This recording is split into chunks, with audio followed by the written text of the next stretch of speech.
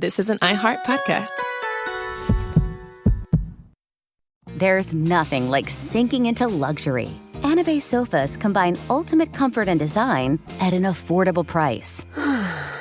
Anabe has designed the only fully machine washable sofa from top to bottom. The stain-resistant performance fabric slipcovers and cloud-like frame duvet can go straight into your wash. Perfect for anyone with kids, pets, or anyone who loves an easy-to-clean, spotless sofa. With a modular design and changeable slipcovers, you can customize your sofa to fit any space and style. Whether you need a single chair, love seat, or a luxuriously large sectional, Anabe has you covered. Visit washablesofas.com to upgrade your home. Sofas start at just $699. And right now, get early access to Black Friday savings, up to 60% off store-wide with a 30-day money-back guarantee. Shop now at washablesofas.com.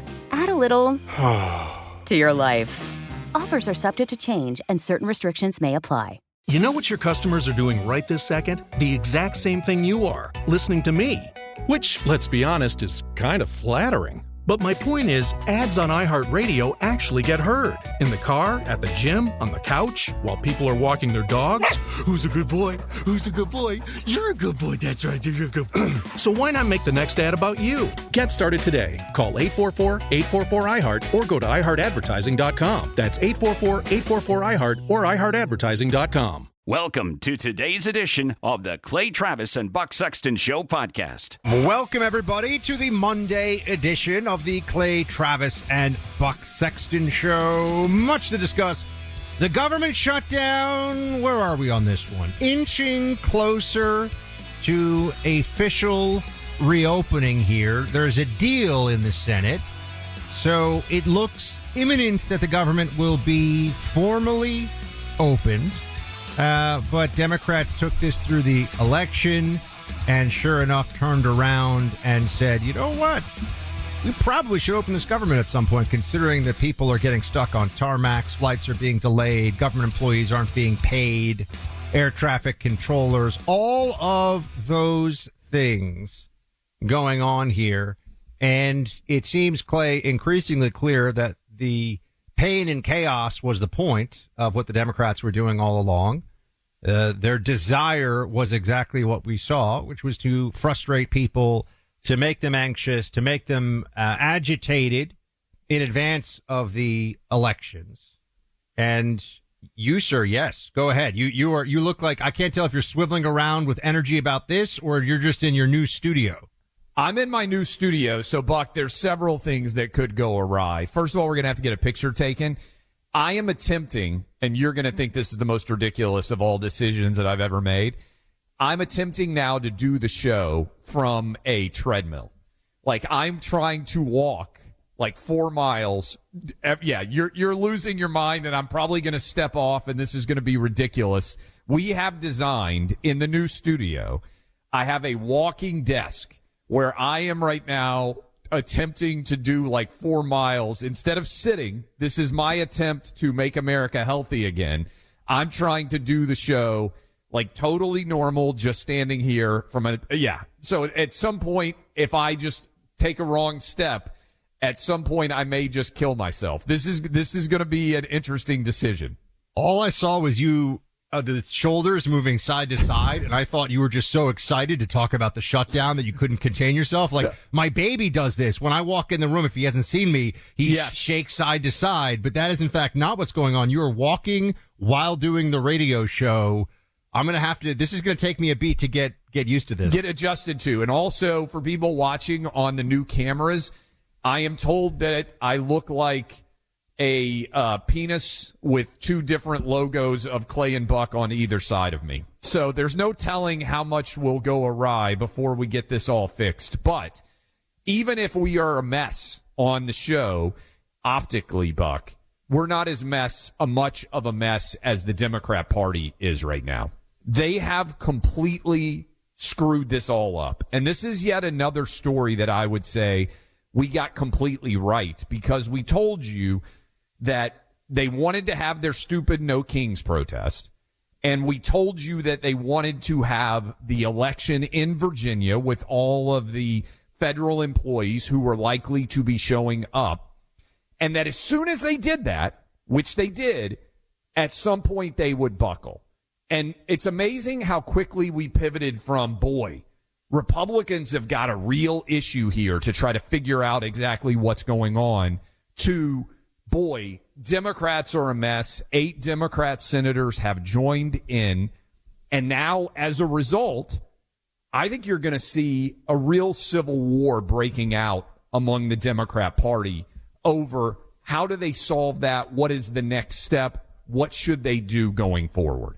And I don't know that they even have a very good answer, because right now Hakeem Jeffries is speaking on CNN Live and he's screaming at everybody. And these 8 senators have come out and they've made the choice that they wanted to make. And so I just think this is exactly what we told everybody was going to happen. They had no plan. They got nothing. They threw a temper tantrum. You've got a 6-month-old. Hopefully he's not having temper tantrums yet. Oh, but Speed is way better behaved than Democrat senators. It's not even close. At some point in time, you get the temper tantrum that comes out, and there is no result, and they're going to be even more frustrated. The left is going to lose their mind over this.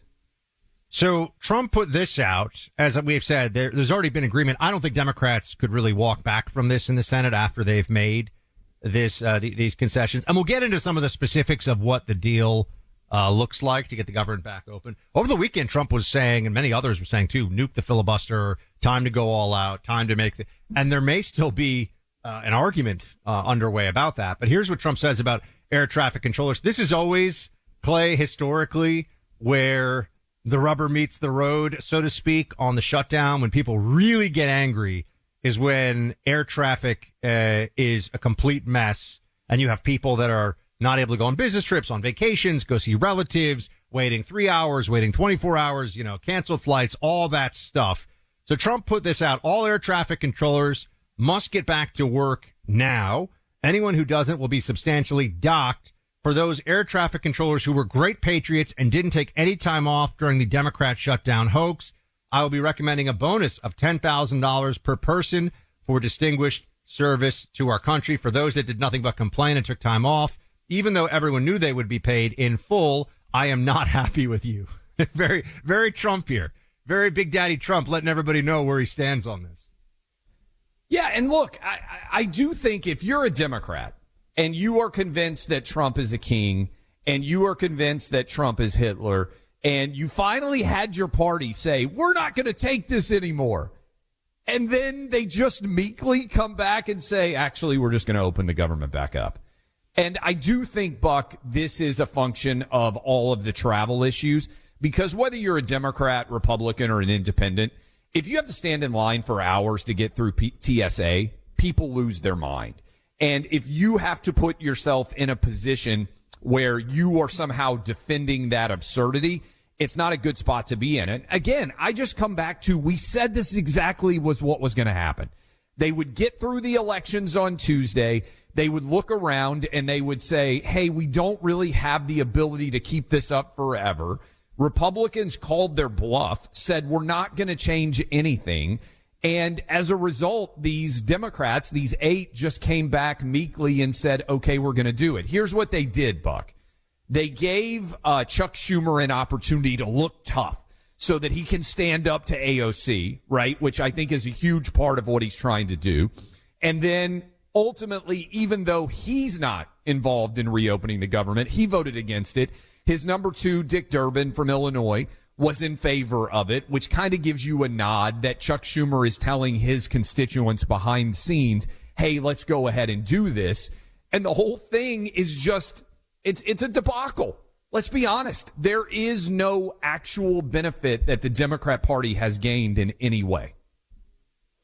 Well, they threw a tantrum. Yes. And I think that they've set the groundwork for the emotional manipulation that is going to be the foundation of their midterm pitch, right? What are they going to say so that they can take control of the House? And then all it's going to be is do everything you can to stop Trump from doing anything for the last 2 years of his presidency, right? Do everything you can impeach him.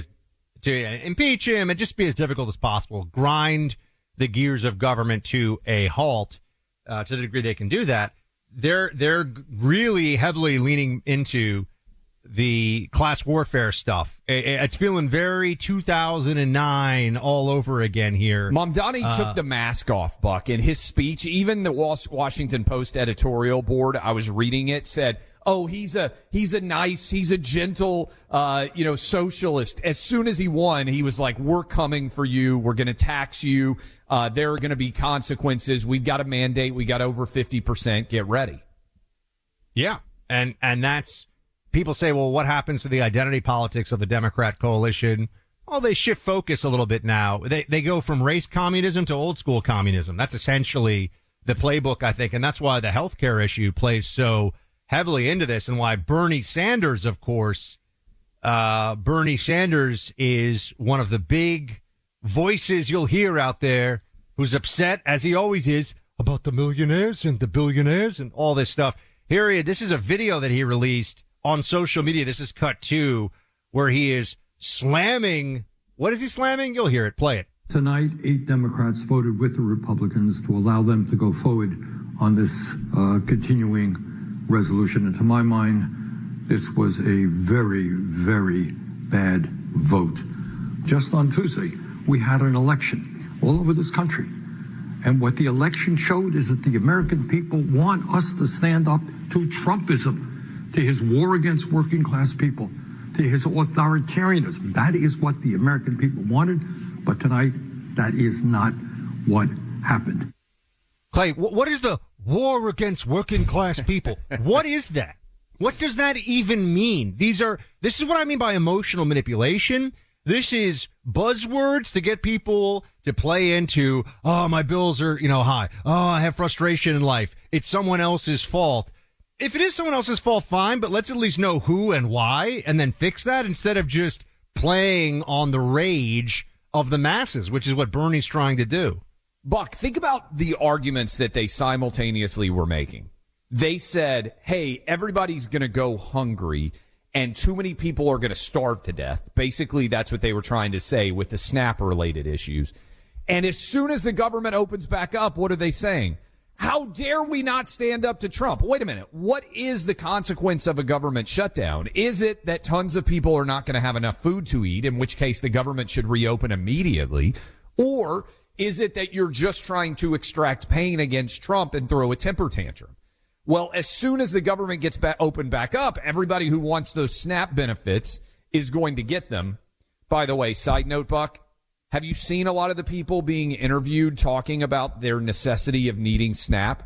Does it look like most of those people are a meal away from starvation? Because to me, it doesn't. And in fact, I think there's a stat out there that the people that are on SNAP benefits, as you pointed out, they're not making the most healthy decisions when it comes to the food that they're choosing to buy. And it used to be that we would hear all the time about, there's a food desert, or there's an inability for people out there to be able to make healthy decisions. But as you pointed out, they did a study where they gave people subsidized healthy foods, and the overall purchases of food did not change at all. In fact, people continued to make unhealthy dietary decisions. But this idea that calorically somehow there's a huge percentage of Americans that are struggling and not getting enough to eat. Most of the people that are on SNAP benefits that I've seen interviewed talking about how desperately they need SNAP benefits actually look like they could go a couple of weeks without eating anything and might be in the healthier position. Look, I think, first of all, the CDC even estimates that the cost, we're talking about healthcare costs, extreme obesity costs the American healthcare system $200 billion a year. Extreme obesity. 200. I'm not, by the way, don't say, oh, Buck, you've been 20 pounds, 40 pounds overweight. No, I'm talking about like somebody who is morbidly obese. That's the term you use for it. $200 billion a year is what that costs. But the other part of this, and you've been tweeting about it, I've been tweeting about it.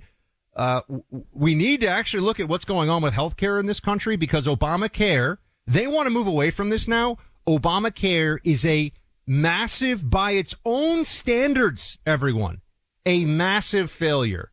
It has increased, quote, coverage at the expense of cost, quality, care. Everything has gotten worse. You have a little thing now that says you have Obamacare or whatever. You have a plan that's on an exchange, or you're part of the Medicaid expansion.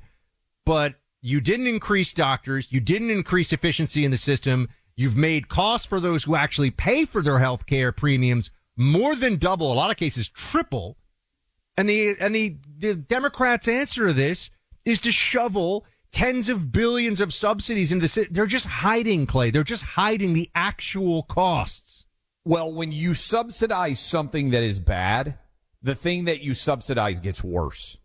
And we subsidized healthcare. All Obamacare really is a huge giveaway to insurance companies. And do you know who the most hated groups of companies in America are?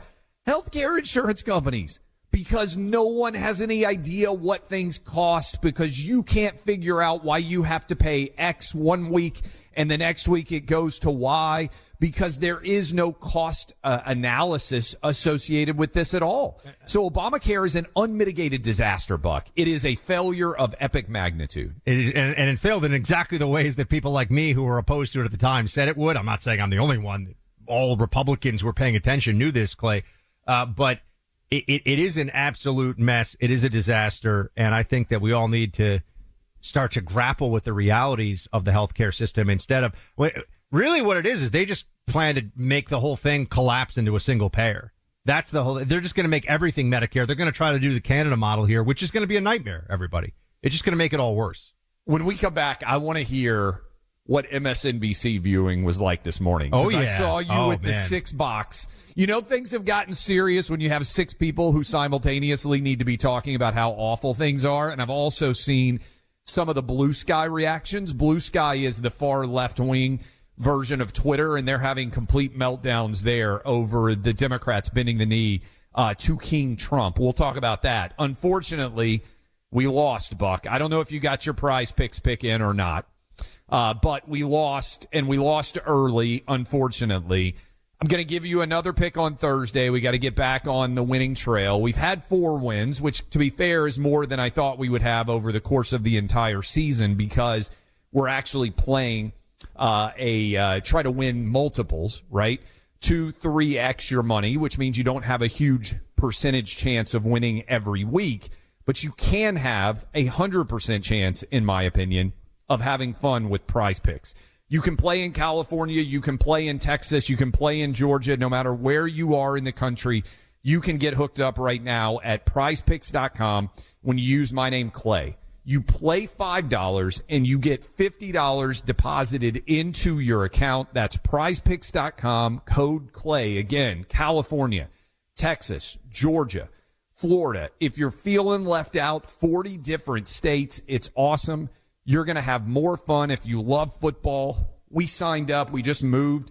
Finally, we've got YouTube TV. I know there's been a big battle, but we had the NFL Sunday Ticket this weekend. The boys were watching. President Trump was calling games. If you didn't see it, he was in Washington in the press box breaking down the game with the people calling the Washington game against the Detroit Lions. It was a lot of fun. We'll have some fun talking about that. But in the meantime, you can get $50 when you play $5. That's prizepicks.com, code Clay. Prizepicks.com, code Clay.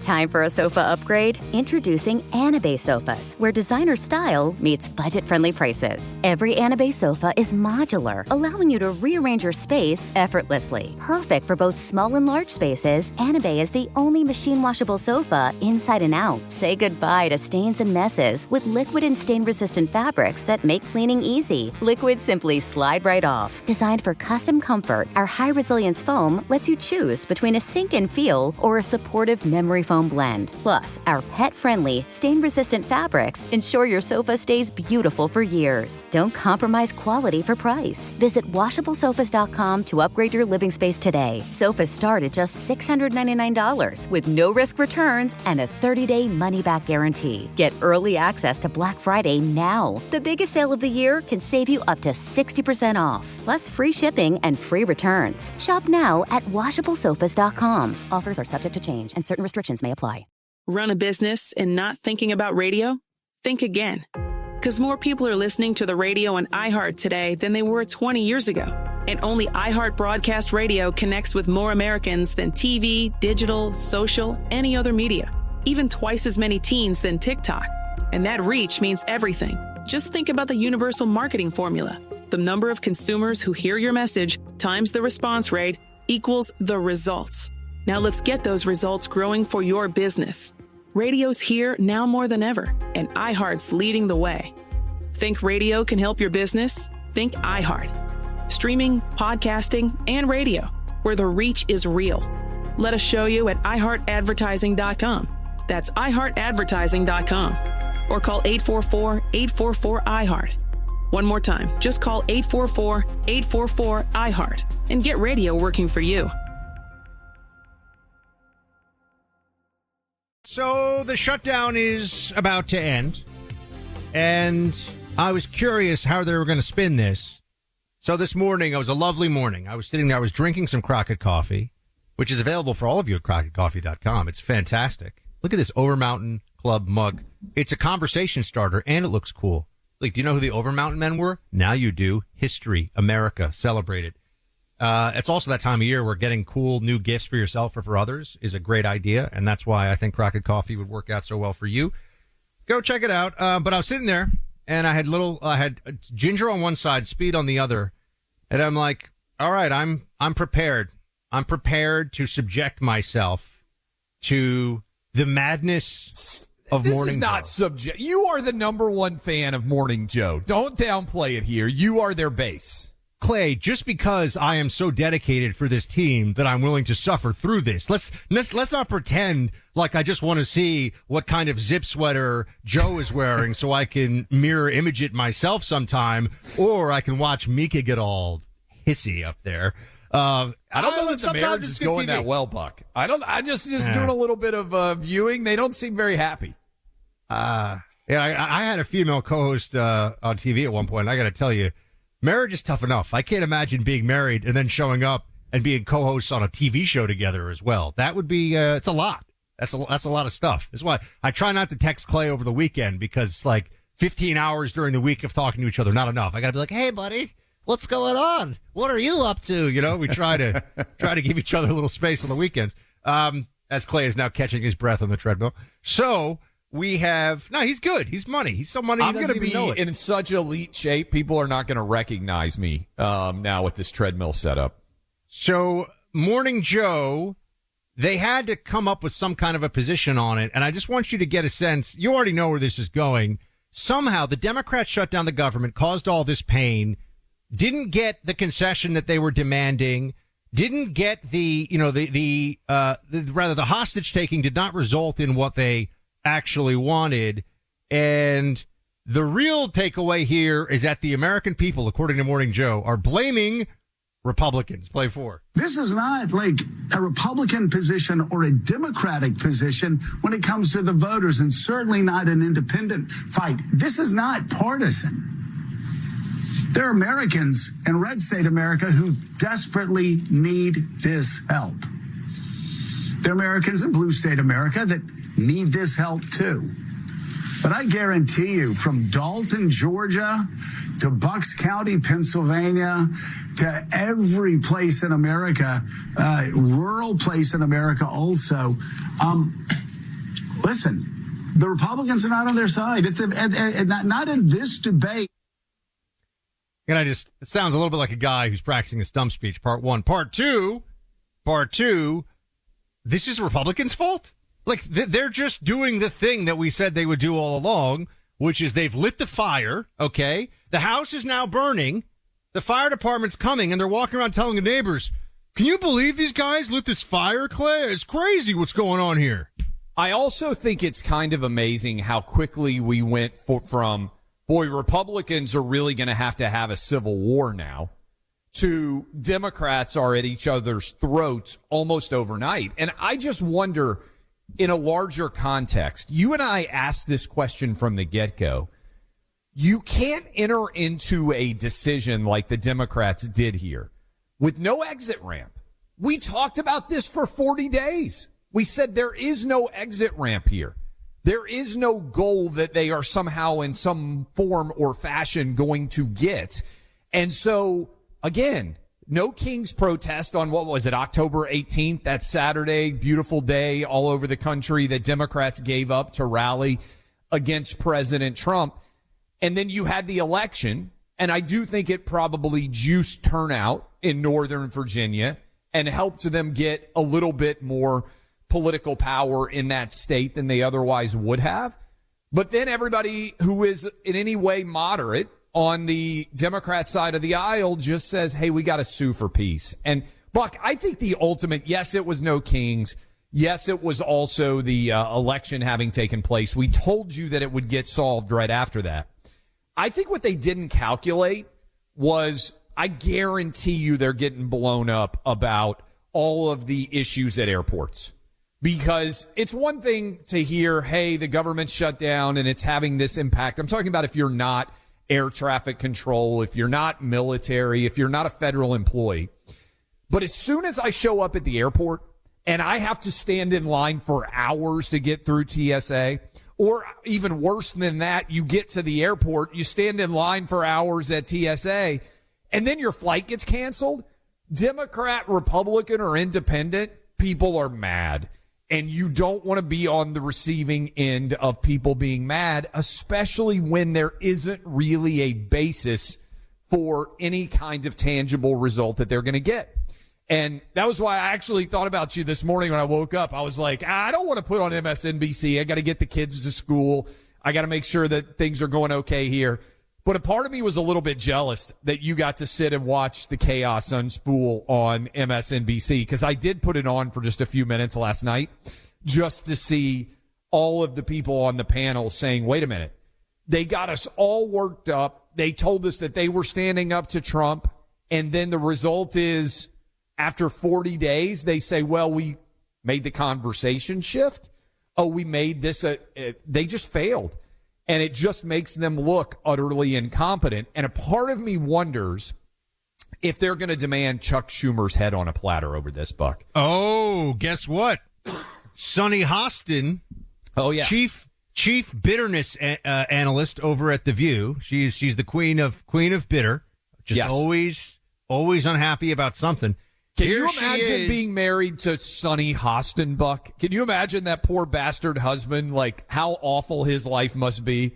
I bet he works 180 hours a week just to avoid having to spend time with her. She just seems like an energy vampire of epic magnitude, even in the context of The View. I don't think I'd be fun to be married to Whoopi or Joy Behar, but they don't seem like they're awful humans. Sonny Hostin seems to me to be an awful human.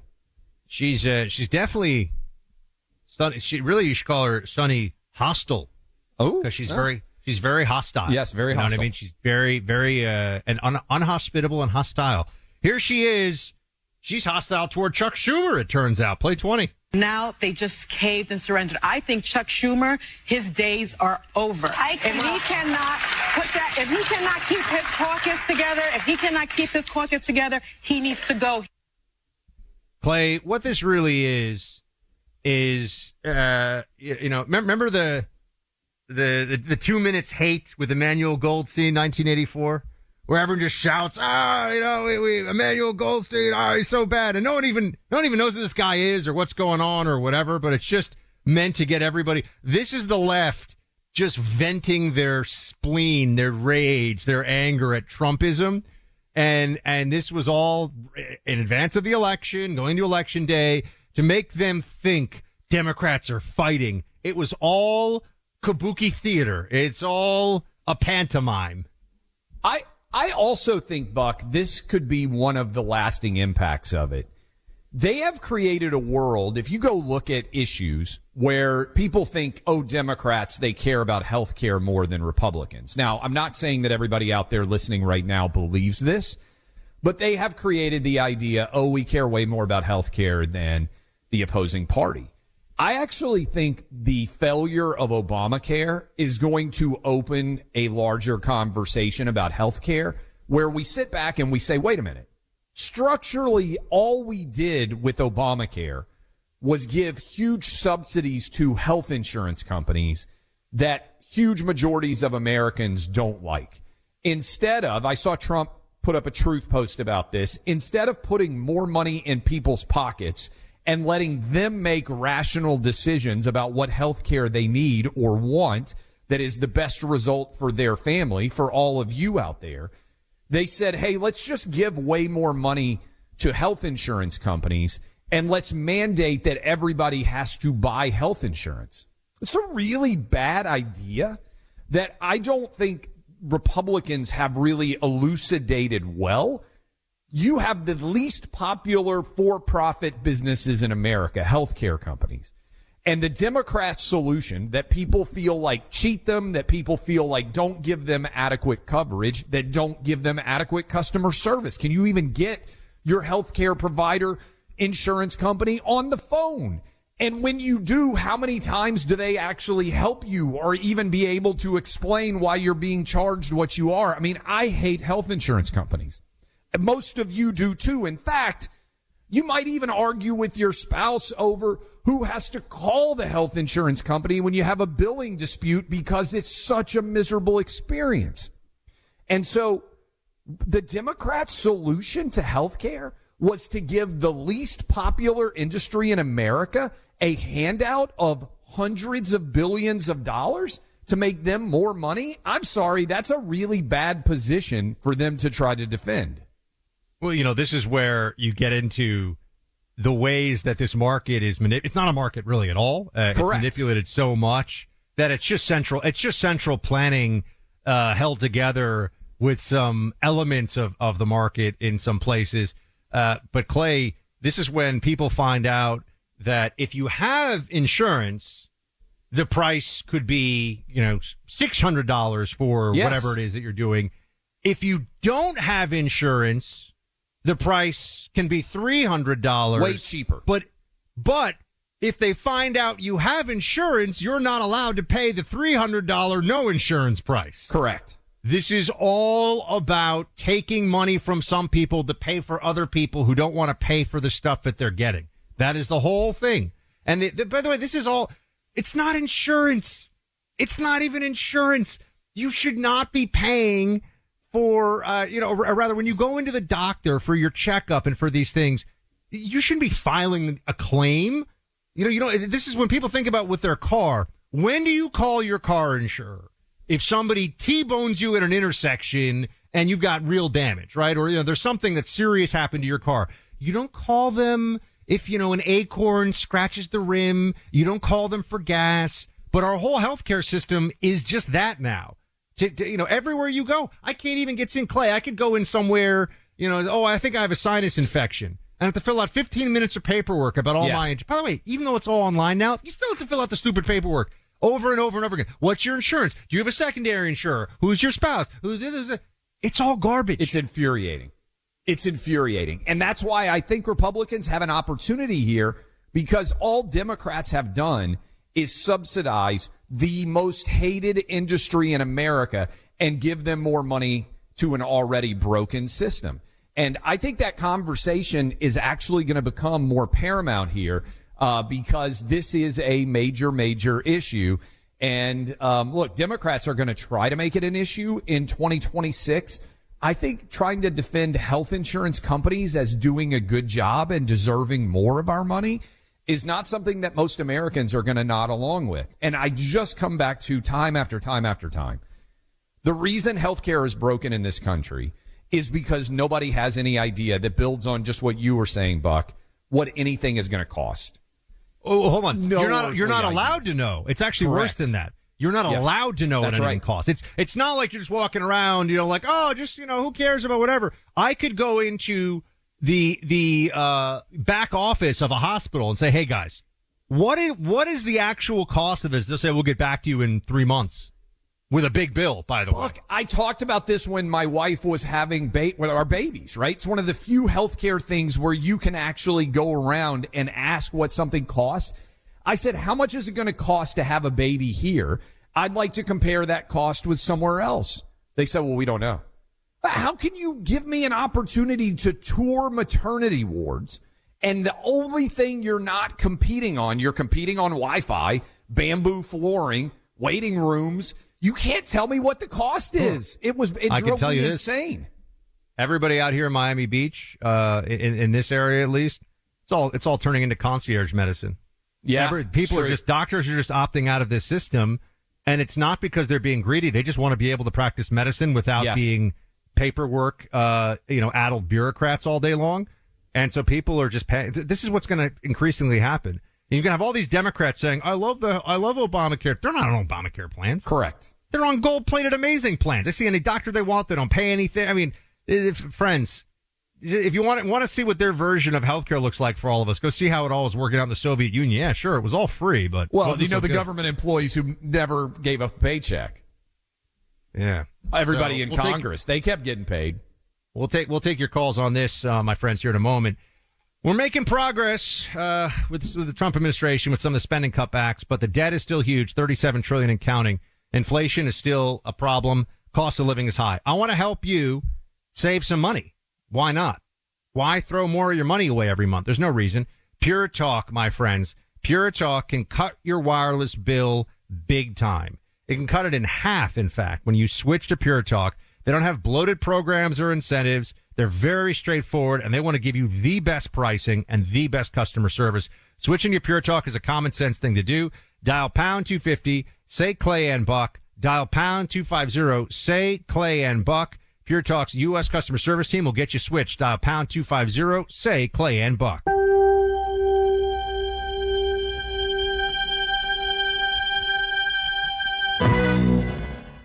Biggest news is that we finally are going to have an end to the incredibly unsuccessful government shutdown that has been going on for 40 days. It appears that it will be over officially on Thursday. The shutdown already underway as 8 different Democrat senators have joined all of the Republican senators.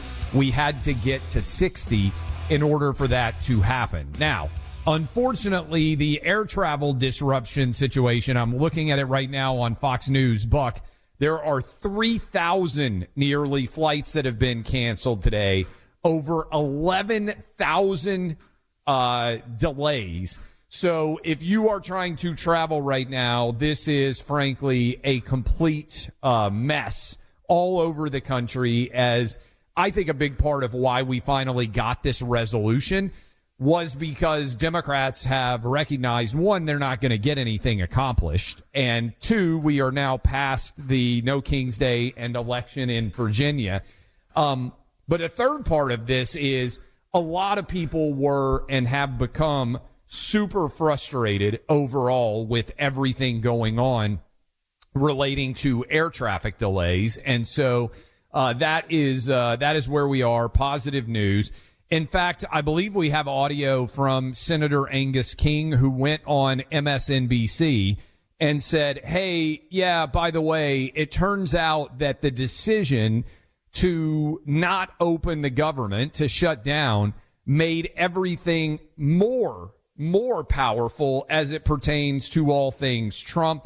Can we play that cut from earlier today on MSNBC, please? You have to go back to what the strategy was at the beginning of the shutdown. There were 2 goals, both of which I support. One was standing up to Donald Trump. The other was getting some resolution on the ACA premium tax credit issue. The problem was the shutdown wasn't accomplishing either goals, and there was there was zero likelihood that it was going to. In terms of standing up to Donald Trump, the shutdown actually gave him more power, Exhibit A being what he's done with SNAP and SNAP benefits across the country. Oh, by the way, Joe, you're going to love this. Guess who's getting paid during the shutdown? Not the park rangers or air traffic controllers, the ICE agents. Under special law, under that big, awful bill that they passed last summer, the ICE agents are being paid. Nobody else is. So standing up to Donald Trump didn't work. It actually gave him more power. Yeah, so Angus King going on with MSNBC and saying, hey, we've actually ended up in a situation where President Trump has more power than he would otherwise. Also, by the way, Trump is continuing. He is meeting with the new president of Syria. Underrated aspect of foreign diplomacy that has not gotten a ton of attention was normalizing relations with Syria, helped to create more Middle East peace. because everybody was lining up against Iran, and giving a nod towards the new government in Syria helped with the relationships with other Middle Eastern countries as it pertains to all of that. Stock market, not surprisingly, Buck, up substantially as the government shutdown comes down. And now the big battle has become Democrats, senators, everybody is pointing the finger at Chuck Schumer. So question for you, where does Chuck Schumer go from here? And let me give you the scenarios. He's got AOC really after him on the left flank, and that was, I think, a huge part of the motivation for why he decided to allow this shutdown to take place as well. Now 8 senators on the right are coming forward and saying, this is ridiculous. We're not getting anything. We have to go back and open the government back up. We're getting too much blowback. We're not getting anything. This is a negative overall for the party. Where does this leave Chuck Schumer? Because we played a lot of the pressure. Is he done? Like, how does his career end at this point? Chuck Schumer's chief comms guy. Okay, here we go. This doesn't look good for Chuck right now. Here's what's going to happen, though.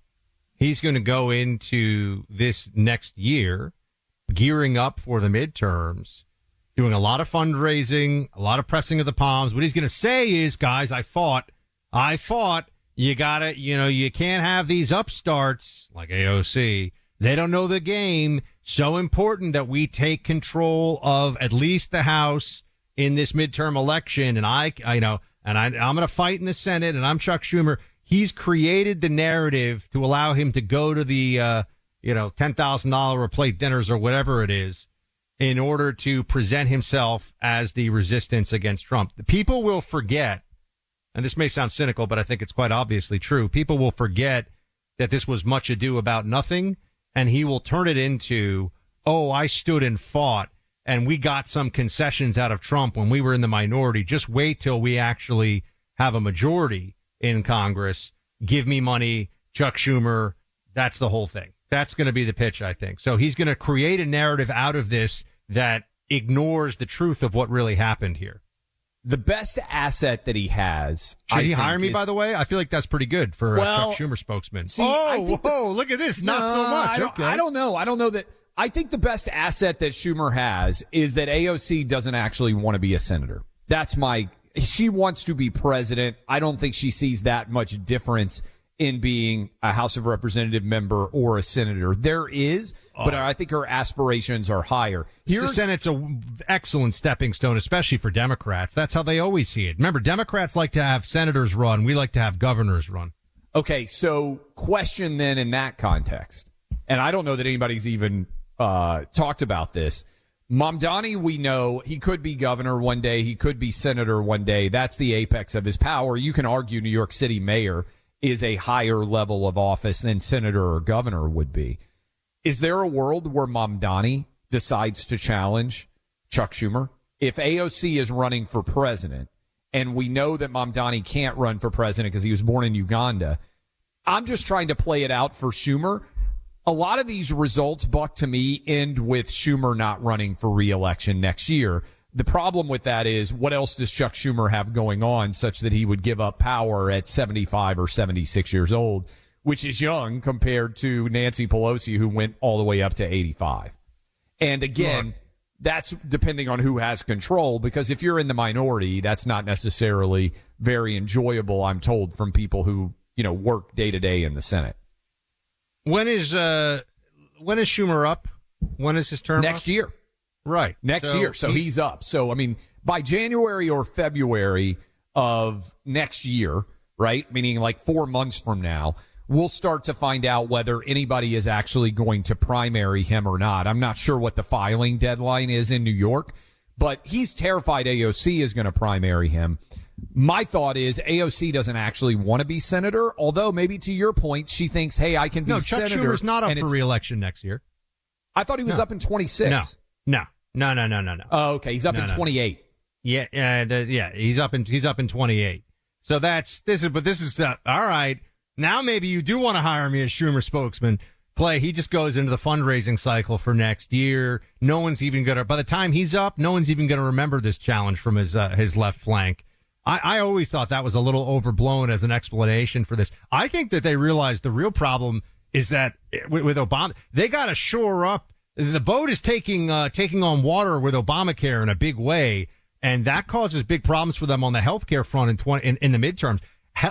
Healthcare was the quiet issue. It wasn't really that quiet, but healthcare was the issue in 2018 that delivered the Democrats a big win. Overwhelmingly, it was healthcare that they said was what was propelling them forward. Well, that's why I said in the last hour, I think the issue they could have going forward is they may well have created real obstacles for themselves on the only issue that really they show up in a positive vein. Now, I know people, the economy is just, it's a negative, frankly, for everybody because there's just a lot of unhappy people. Border crime, very positive Trump issues. I think the economy by next year is going to be a Trump issue. If Democrats don't have health care, if a lot of people start to have the conversation that we did last hour, where they look around and say, wait a minute, the reason why healthcare companies have increasingly more and more power is because the Democrats just gave them hundreds of billions of dollars in handouts. I think a lot of people might start to say, wait a minute, Democrats have totally screwed this up, and Obamacare has made everything worse. And I think to your point, the idea with Obamacare, honestly, it feels like it's designed to fail so that they can just, to your point, say, hey, government's got to take over everything, otherwise everybody's going to die, which is basically their pitch. That was always the opposition to Obamacare from the start, was that the way it was constructed was destined to fail, but that failure would lead to a single payer system, which is Medicare for all, which is what Bernie Sanders is always saying, which you want to talk about out of control costs and bloat and bureaucracy and waiting. I mean, if the government is writing all the checks for everybody's health care, and you have something like this in the UK where the government also controls the output of health care, right? National Health Service, which means that not only are they paying for it, but they are the deliverers of the product. And the NHS has blown an enormous hole in the UK economy for decades. The whole thing's a disaster. I thought this was interesting, though, Clay, that of the 8 Senate Democrats who have voted to end the shutdown, none of them are up for re-election next year. So the thing that they have the thing that they all have in common is that they're not facing angry AOC leftists next year, because it's a pretty wide. You got Dick Durbin out of Illinois, super Several blue. of those guys too are stepping down, Buck. Like That's right. Shaheen, like they're just waving on their way out. So these are the Democrats that it's safe for them to stop the madness. Cortez Masto, Nevada. Well, you got a purple state there, but she's not up next year. Tim Kaine of Virginia, Angus King of Maine, Jackie Rosen, Nevada, Jean Shaheen, New Hampshire. None of them are up. I think that's very interesting. The most vulnerable incumbent, in fact, is John Ossoff, who next year Georgians will be deciding, hey, are we going to reelect this guy? There's a primary battle underway to figure out who the Republican nominee is going to be. He supported this. And Georgia, you talk about a state that is truly up for grabs. All of the elections in Georgia have been very close, notwithstanding the statewide win that Brian Kemp had that was so substantial in 2022. But yeah, in 2026, Ossoff is up next year. He's probably the only sitting incumbent that would be in true peril in terms of potentially getting beaten in a normal election cycle where it doesn't drastically favor one side or the other.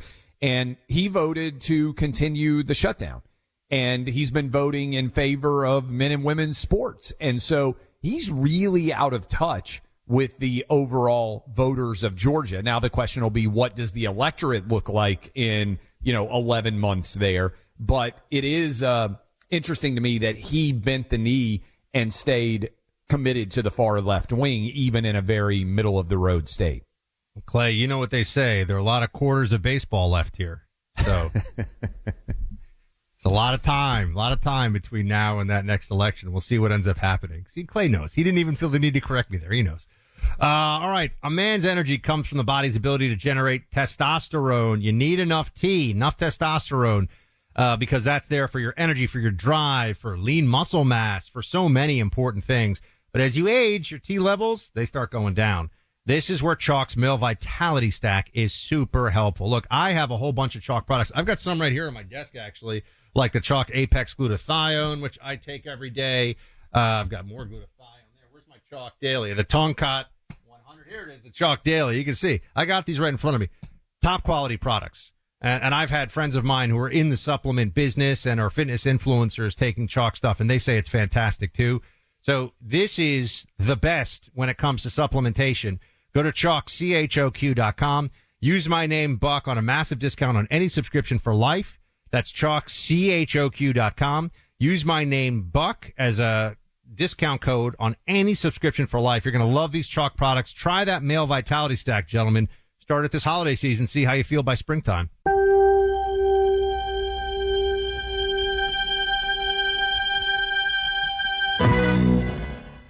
Time for a sofa upgrade? Introducing Anabay sofas, where designer style meets budget-friendly prices. Every Anabay sofa is modular, allowing you to rearrange your space effortlessly. Perfect for both small and large spaces, Anabay is the only machine-washable sofa inside and out. Say goodbye to stains and messes with liquid and stain-resistant fabrics that make cleaning easy. Liquids simply slide right off. Designed for custom comfort, our high-resilience foam lets you choose between a sink-in feel or a supportive memory foam blend. Plus, our pet-friendly, stain-resistant fabrics ensure your sofa stays beautiful for years. Don't compromise quality for price. Visit washablesofas.com to upgrade your living space today. Sofas start at just $699 with no-risk returns and a 30-day money-back guarantee. Get early access to Black Friday now. The biggest sale of the year can save you up to 60% off, plus free shipping and free returns. Shop now at washablesofas.com. Offers are subject to change and certain restrictions may apply.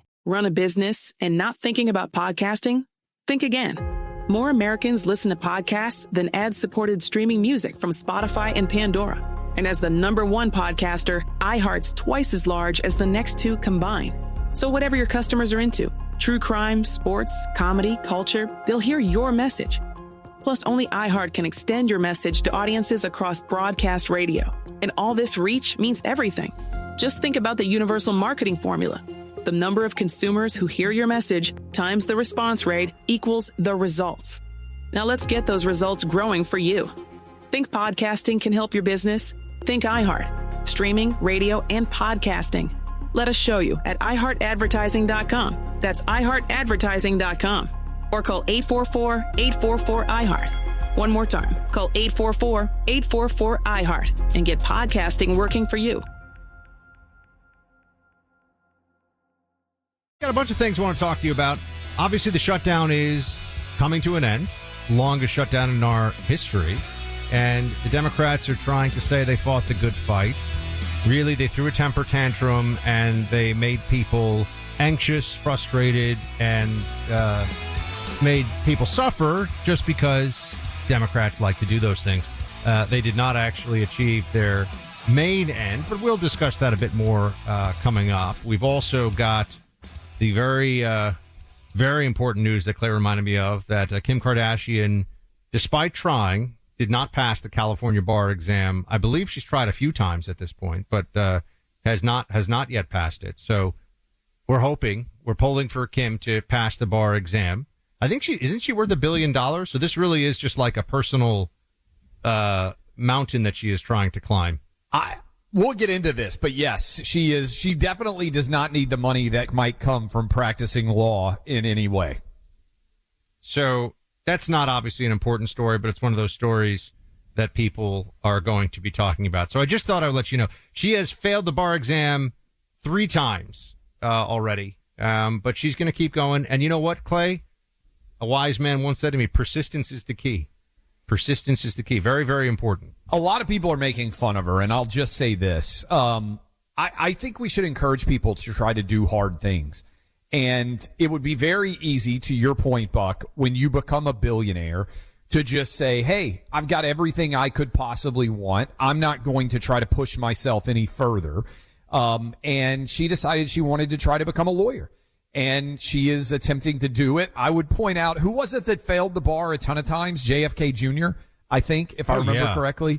Yeah. Well, no one thought that JFK Jr. was going to be a rocket scientist, so that's not surprising from what But, I mean, he went straight to law school. I think they let him into Columbia or Harvard or wherever the heck they did. Completely irrelevant. They let him in because of his last name. Yes. He could be illiterate as a candidate, and they would have let him into Harvard Law School. And he continued to fail. So anyway, I do think everybody's trying to poke fun at her. But I give her credit for being willing to try to do something super hard when she could just chill and have an easy life. I think it's important to always try to work on yourself and to be willing to embrace the humility that must come with that. So I'm actually with you. I'm far less, I'm not, oh my gosh, how could she fail the bar exam? Good for Kim Kardashian for trying, and hopefully at some point she'll pass. On the other side of the gratitude scale. Yes. On the other side of that scale, we have the former First Lady, Michelle Obama, who has a remarkable talent for seeming just perpetually ungrateful and full of grievance, which for somebody who was the First Lady for 8 years, I don't even know how many magazine covers, has her pick of which billionaire's $300 million yacht she chooses to vacation with her daughters on. I don't know if you could find all in a more privileged and elitist person on the planet. It would be very hard, right? Because, there's like Elon Musk is worth a ton of money, but Elon Musk is like sleeping on the floor of the Tesla factory, building all this stuff, big cost to his personal life. Some people hate him, obviously, because he allied with Trump. Michelle Obama, everywhere she goes, she is worshipped. Yes. Worshipped by elite society. And yet, when she talks about things like, for example, how she needed to have a celebrity-style glam team when she was in the White House, this is how she speaks of it. Play 8. I didn't really have that choice as First Lady. Of course. Right? Yeah. Every day, every time I was up, as we called it, I was up for the public. Yes. And the days were long. So, as you mentioned, to save time. Yes. I know having a glam team, a trifecta, it feels like a luxury, but it was a time necessity. Yes. There's absolutely no way that I would be able to do my hair and makeup and have clothes ready that fit, because rare is the woman that can live off the rack. I know a lot of women who live off the rack, Clay. I know a lot, actually. Michelle Obama might be the person who should give the country more gratitude than anyone that has the least gratitude of anyone in public eye that I can see.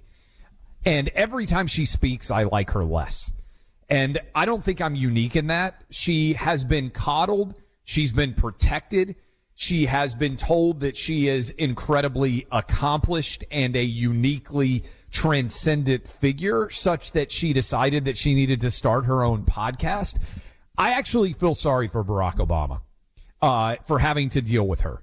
And let me explain why that is. I went off. I might have gone off more on this than almost anybody in the country.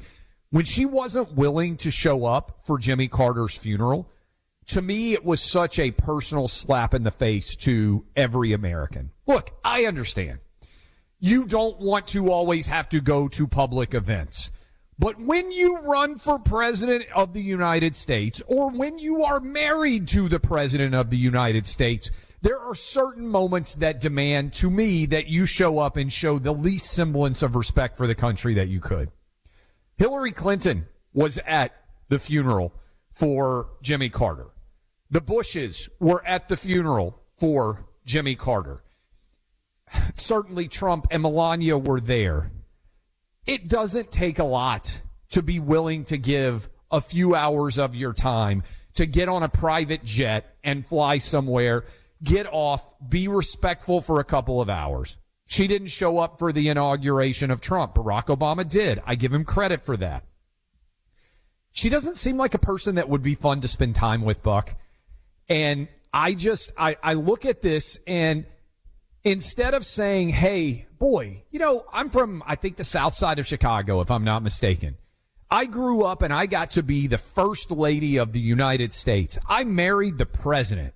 What is an incredible story that is, that you can be a kid from the south side of Chicago and you can grow up to do this, right? I mean, you know who's actually leaned into that? Because I think he's also from the south side of Chicago. The Pope, the American Pope Leo. I've seen quite a lot about how amazing it is that a kid who grew up on the south side of Chicago could ascend to become the Pope. Every time Michelle Obama speaks, I think to myself, be careful here. You might need to turn down the radio. What a bitch. What an ungrateful bitch Michelle Obama is. Unique among all of the first ladies of different political parties. All she does is whine and talk like, hey, well, I have to have a glam squad, or I'm not even going to travel with my wardrobe people. Oh, I don't wear a lot of things off the rack. I wear everything off the rack. I know a lot of women that wear things off the rack. Now, you can come after me because I shouldn't, because you should say, oh, you should have that better tailored. Oh, why are your pants drag? Why are your sleeves too long? Those are criticisms. The answer is because I just buy things off the rack and I'm not a diva. And I don't get it. I don't get it. Every time she speaks, Buck, I just think to myself, boy, she had an opportunity. She reminds me of the U.S. women's soccer team. I think there's a lot of this. I don't think it's just unique to her. For left-wing people, do you remember when Megan Rapinoe, they were playing in the World Cup, and she just chose that opportunity to take shots at President Trump? She said, I'm not going to go to the White House. I'm not going to visit. And then she insulted him with expletives. And I'm thinking to myself, you are on the national stage for young women everywhere around the world who aspire to grow up and be great soccer players like you. How about a scintilla of gratitude for the fact that you have this opportunity? And this left wing, and I think it's primarily women, honestly, which is the foundation of the Democrat Party, this left wing hectoring, ungrateful, baseline bitchiness that is the Democrat Party, Buck, I think it's why men are done with them. Every man out there is like, yeah, I've had to deal with that in my life. It's like every single Democrat woman has got her finger out and she's lecturing you all day long. And I think a lot of women out there listening to us right now are nodding along. It's like the whole party is just the most annoying person at your job who's lecturing you about something that she doesn't like, that really isn't anything wrong at all. Nothing has changed, by the way, in the apparent attitude that Michelle Obama, formerly Michelle Robinson, has. You can easily go find her Princeton thesis, which I read back in the early days. You told me it was just Obama atrocious. Administration. It is atrocious. It is absolutely brutal reading in terms of, you're like, what is this? But it's Princeton educated blacks and the black community was her thesis. Does anyone want to guess what it's about? The isolation and the feelings of subtle racism you deal with as a black student at Princeton. She wrote her thesis on this. Her entire, like the peak, the pinnacle of her academic life as an undergraduate was to write 100-page whine about how hard it was to be black at Princeton, which, by the way, this was in the heyday of affirmative action. She probably got about 300 points worth of assistance in terms of SAT comparison, at least 200 plus points to get into Princeton. Yeah. So the only reason she could whine about being black at Princeton is because she was black at Princeton. And probably. Being black and applying to Princeton at that time was a particular privilege in the admissions process. So yes, that is the great irony of this. Michelle Obama got into Princeton in large part because she was a black woman, and then she wrote a thesis about how hard it was to be a black woman at Princeton. And that kind of sums up the attitude. I also think it sums up the legacy media in general. I don't know that we played this clip. I think it was last week. It was going viral. She was saying something like, oh, our family never got the grace that other families got. Oh, and sure. I saw that clip. Maybe we can grab it before we finish the hour. And I'm sorry, Buck, do you remember, as I do, the Bush daughters getting destroyed by national media for relatively minor teenage-related infractions, as if they were modern-day, felons of an enormous magnitude? They got treated basically the same as Hunter. And by the way, how about the Bidens? Now, they did a lot, but Hunter and all the other Biden kids got incredible negative media attention. And Chelsea, back in the day, I don't remember everybody bending over backwards to treat Chelsea really well. And so you look at all the other kids, I would say that the Obamas and their daughters got treated more fairly than any children of the president have, regardless of political party, in my whole life. And we know, we've had all these guys on the program. Do you think the Trumps have been treated fairly? Like the kids, I'm not talking about Trump himself. They would put them in prison if they could, for sure. And they haven't done anything wrong. Yes, all true. No, the Democrats tried, to be clear. It's not just they would desire to put Trump family members in prison. They made moves to do so. Oh, totally. It's a whole other And people thing. are going to say, oh, well, Hunter. Yeah, Hunter committed about 100 felonies on his laptop. If you just click and went and looked through any of Hunter's laptop, he got insanely favorable treatment. I guess maybe it was all just Russian disinformation. That story went That's away. a joke, everybody. That's a joke. Calm down. Go ahead, Clay. I'll tell you all about great sheets. I'm in back home. I was in New York all last week, and we had those awful, you know what I'm talking about? That comforter that is also mixed with the sheet, and it's like you either are way too cold if you take it off, or you're way too hot if you have it on. Like you can't separate the two. I was so excited to get back home. We've got Cozy Earth on all the beds, all the kids' beds, the guest bedroom, where my wife and I sleep. We have got Cozy Earth, and they have incredible products. It doesn't matter what you are interested in checking out.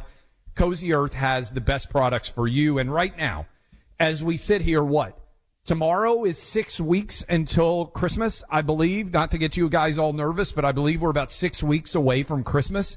You get 40% off everything if you go to CozyEarth.com right now and use the code CLAY. That's COZY Earth.com. My name Clay for 40% off. CozyEarth.com. My name Clay, CLAY.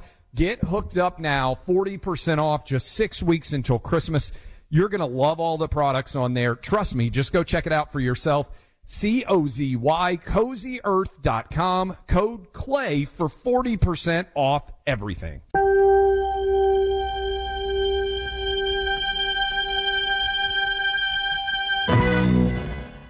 You know what your customers are doing right this second? The exact same thing you are, listening to me.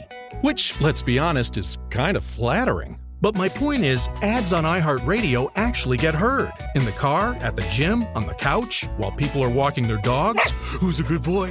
Who's a good boy? You're a good boy. That's right. You're a good boy. So why not make the next ad about you? Get started today. Call 844-844-iHeart or go to iHeartAdvertising.com. That's 844-844-iHeart or iHeartAdvertising.com. This is an iHeart podcast.